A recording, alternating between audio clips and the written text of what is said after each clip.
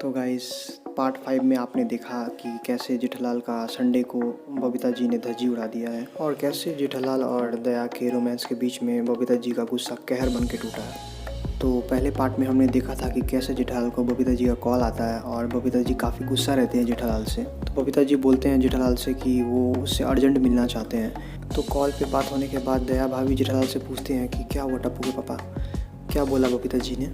दया कुछ समझ में नहीं आया, आवाज़ कुछ कट कट के आ रहा था, मुझे समझ में नहीं आया। तो शायद बबीता जी से मिल के मैं बात कर लेता हूँ क्या बोलना चाहती थी। तो दया रिप्लाई करती है ठीक है टप्पू के पापा। तो आप जेठालाल बबीता जी से मिलने के लिए मतलब प्लान बनाना स्टार्ट करते हैं और वो टाइम सेट करते हैं। तो वो बबीता जी से मिलने के लिए दोपहर का टाइम चूज़ करते हैं 3 बजे।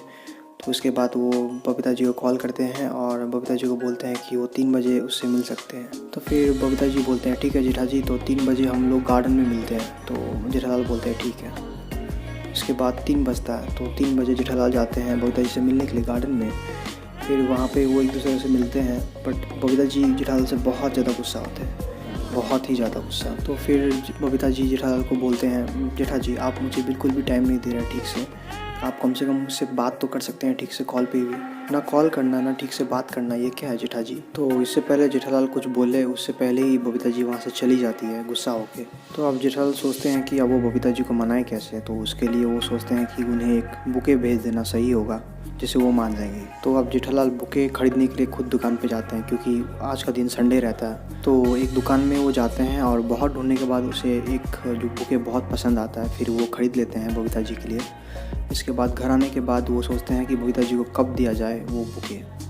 तो बुके वो घर पे लाके छुपा देता है जो कि दया उसे ना देख पाए। तो अब शाम होने लगता है तो जेठालाल वो बुके बबीता जी के घर पे ले जाने के लिए रेडी हो जाते हैं। इसके बाद रेडी होने के बाद वो बुके लेके जाते हैं। तो उनके घर पे नॉक करने के बाद जैसे ही दरवाज़ा खोलते हैं वैसे ही वहाँ पे अय्यर भाई दिख जाते हैं। फिर अय्यर भाई पूछते हैं जेठालाल से जेठालाल तुम यहाँ पे फिर से क्यों, और ये क्या लाया हो तुम।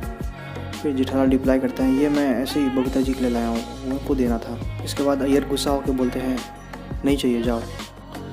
इसके बाद वो गेट बंद कर देते हैं। तो जेठालाल सोचते हैं अब मैं क्या करूँ, तो जेठालाल वहाँ से लौट जाते हैं। तो अभी अय्यर काफ़ी ज़्यादा गुस्सा रहते हैं तो वो बबीता से पूछते हैं कि जेठालाल आया था और वो तुम्हारे लिए बुके लाया था, तो ऐसा क्यों है। फिर बबीता जी कुछ रिप्लाई नहीं करती है। तो अय्यर चिल्लाने लगते हैं बबीता जी पे। फिर अय्यर बबीता जी से बोलते हैं बबीता तुम क्या कर रही हो, तुम कुछ मुझे बोल क्यों नहीं रही हो, बता क्यों नहीं रही हो, क्या हो रहा है। फिर बबीता जी को काफ़ी बुरा लगता है कि वो उससे कैसे इस तरह बात कर सकते हैं, उन्हें काफ़ी बुरा लगता है। तो बबीता यहाँ पे अय्यर से काफ़ी ज़्यादा गुस्सा हो जाती है और वो दोनों का बीच में झगड़ा हो जाता है। इसके बाद बबीता घर ऐसे ही छोड़ के चली जाती है।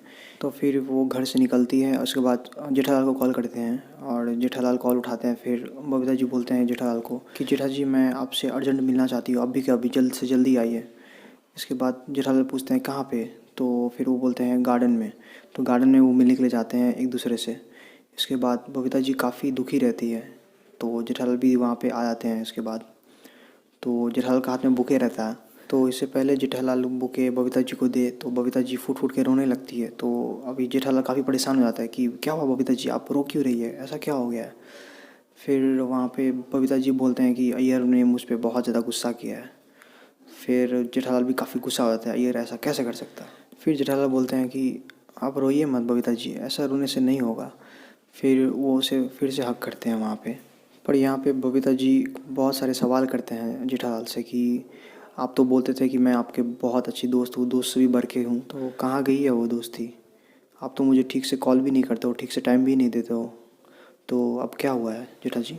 फिर जेठालाल बोलते हैं ऐसा कुछ भी नहीं है बबीता जी, मैं आपका दोस्त था हूँ और हमेशा रहूँगा। आपको जब भी मेरा ज़रूरत पड़े मैं हमेशा वहाँ पे रहूँगा। तो इतना बोलने के बाद वो दोनों दूर हट जाते हैं क्योंकि हो सकता है वहाँ पे कोई हो। तो इसके बाद तो फिर वहाँ पे बबीता जी जेठालाल को देखते हुए स्माइल करते हैं और देखते ही रहते हैं। फिर जेठालाल भी देखते हुए स्माइल कर देते हैं। जेठालाल काफ़ी खुश रहते हैं वहाँ पे। फिर बबीता जी क्वेश्चन करते हैं जेठालाल से कि मैं आपको कैसी लगती हूँ जेठा जी। तो फिर जेठालाल रिप्लाई करते हैं कि आप मुझे बहुत मतलब बहुत बहुत ज़्यादा पसंद है। फिर बबीता जी रिप्लाई करते हैं खाली पसंद। फिर जेठालाल बोलते हैं नहीं, पसंद से भी कई गुना बढ़कर आप मेरे लिए काफ़ी ज़्यादा ज़रूरी हो, आप मेरे अच्छे दोस्त हो। तो इनकी प्यार भरी बातों के बीच में मेहता साहब का कॉल आता है जेठालाल को। तो इसी के साथ हमारा पार्ट 6 यहाँ पे ख़त्म होता है। अगर आप ये वीडियो अभी तक देख रहे हो तो प्लीज़ ये चैनल को सब्सक्राइब कर देना यार।